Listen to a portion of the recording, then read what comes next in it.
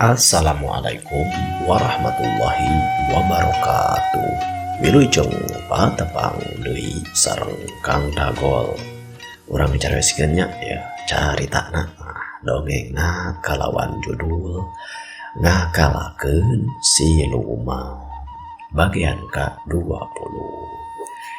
Hanca cerita anu atos kalangkung nuju nyarioskeun ieu Ki Balang cenanya Den Widura tarima laporan ti si Cekai katut silunyai nya tuluy ngapadanikeun cenah naon anu rek dilampahkeun kumaha lajenganna mangga ka sadayana caraketan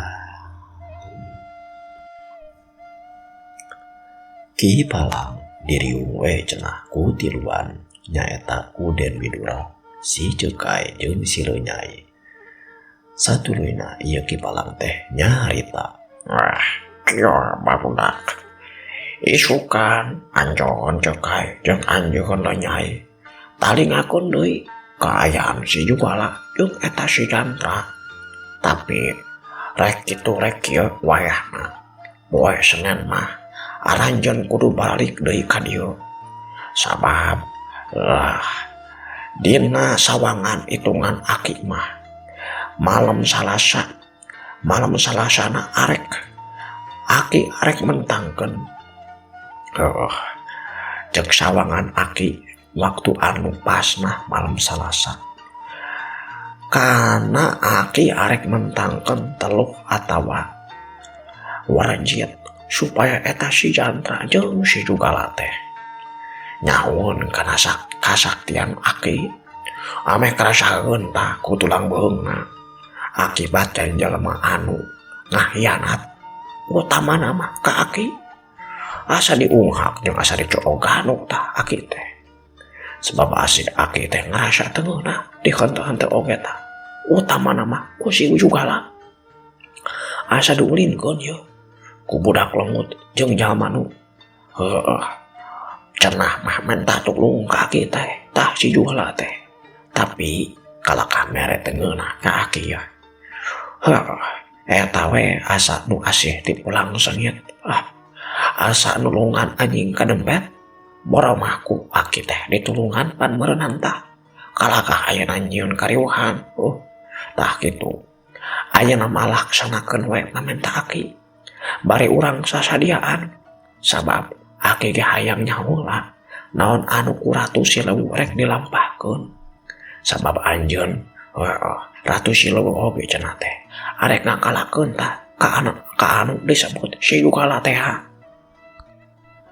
Satuluyna kandenge Den Widura motong kana kekecapanana Ki Balang Aki punten yo sadaacan Aki yo nah hantu urang jorag wayaina ayeuna Ki sabab sok aya papatah geuningan jokolot teh leuwih gancang leuwih alus nah mendingan gane urang ayeuna wae laki supaya buru-buru beres kita cekuring mah dengekeun ku anjeun Widura alus eta tujuan teh supaya buru-buru rengse tapi lamun dina satarateги perang mah eta teh cenah teh geus eleh memeh tanang geus gugur memeh tempur nah make kitu Ki dengekeun ku anjeun sabab dulu disebut eta teh nu kitu teh ngaranna getas harupateun istilahna mah gadetas gadabug teu asakti nimangan sabab nanaon oge kudu nici waktu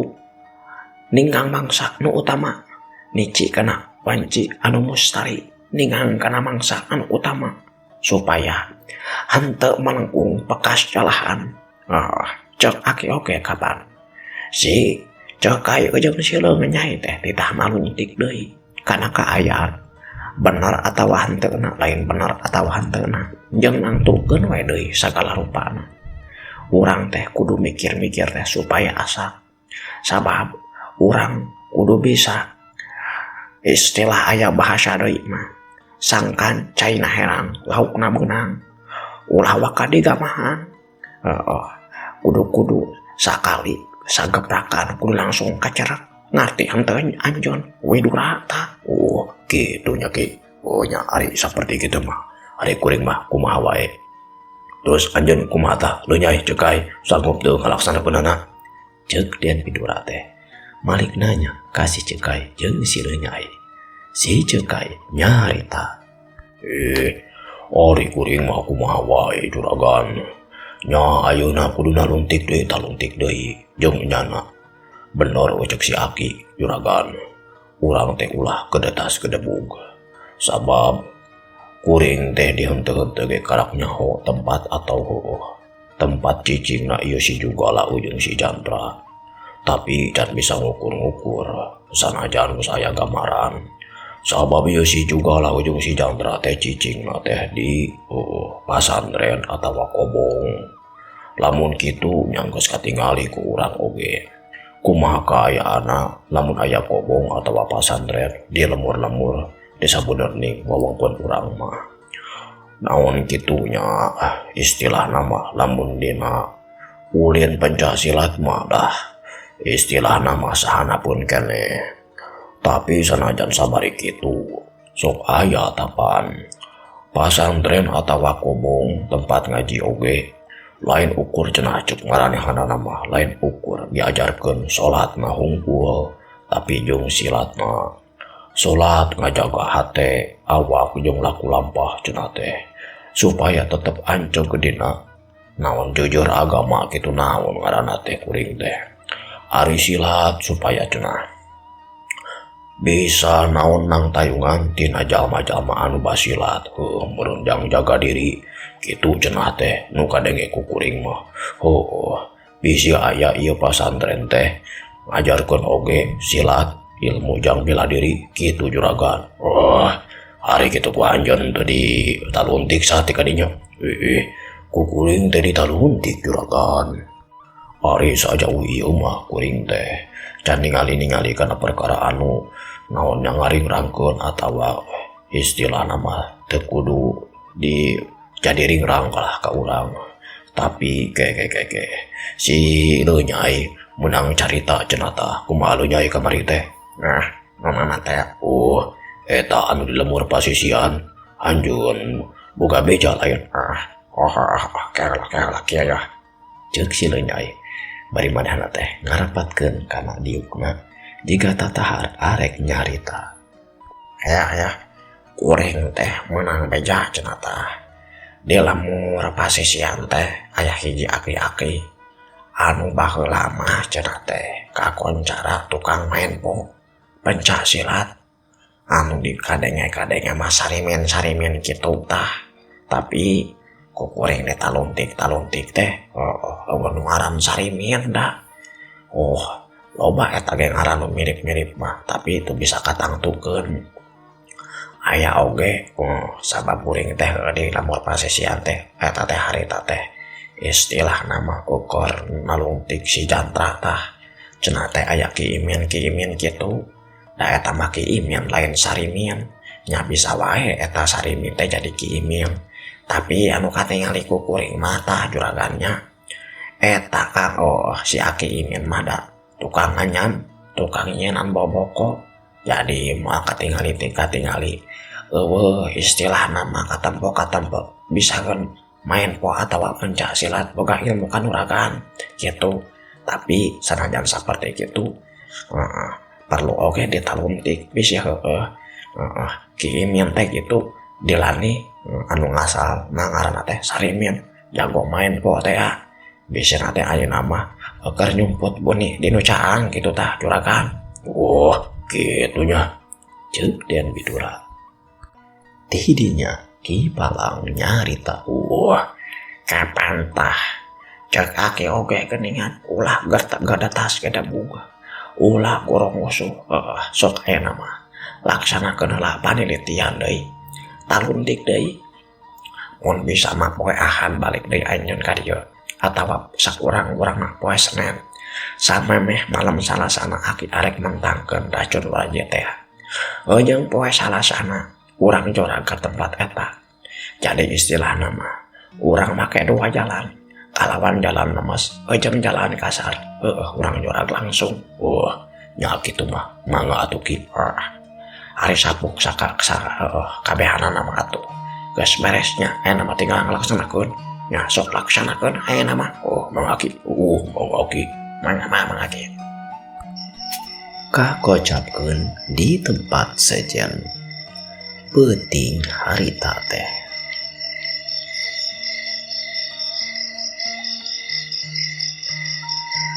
Di tempat sejen Den jugalah jeung si Jantra sanggeusna cenah ngaji malahan mah kabeneran harita teh malam Jumaah. Teu disangka ieu duaan kaasup jeung Kiai Nurya tiluan berenang anu arek mulang cenah ti masjid sanggeusna ngaji teh samemehna arek kaluar ti mushola atawa langgar di eta pasantren. Kapegat hujan anu gede anu badag pisan turun waktu harita.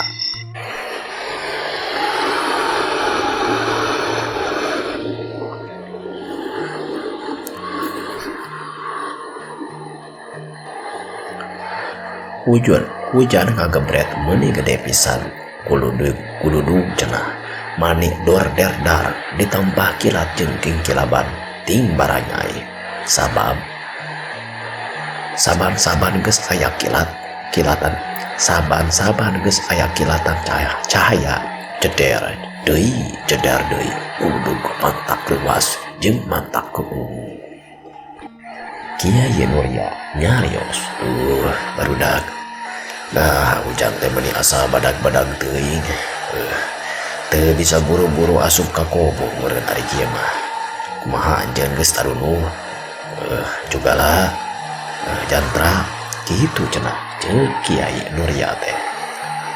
Den jugalah nyarita aduh ajengan Kiai punten sata acana ari kureng teh sabenerna mah geus ngarasa tunuh tapi di masjid ya ari masalah tunuh marek sare di masjid gitu jadi masalah ngan bilih bisi gitu teraoseun gitu cenah jeung Den juga lah teh Kiai Nurya ngawaler kieu barudak di zaman Kanjeng Rasul kene hari masjid mah disebut lagi Baitul Muslimin sanes rumah Allah geuning anu nyebutkeun bumi na Allah aya nu nyebutkeun kitu sabab disebutkeun imahna Allah tempatna Allah teh tempat jalma anu hayang nyembah ibadah ka Allah.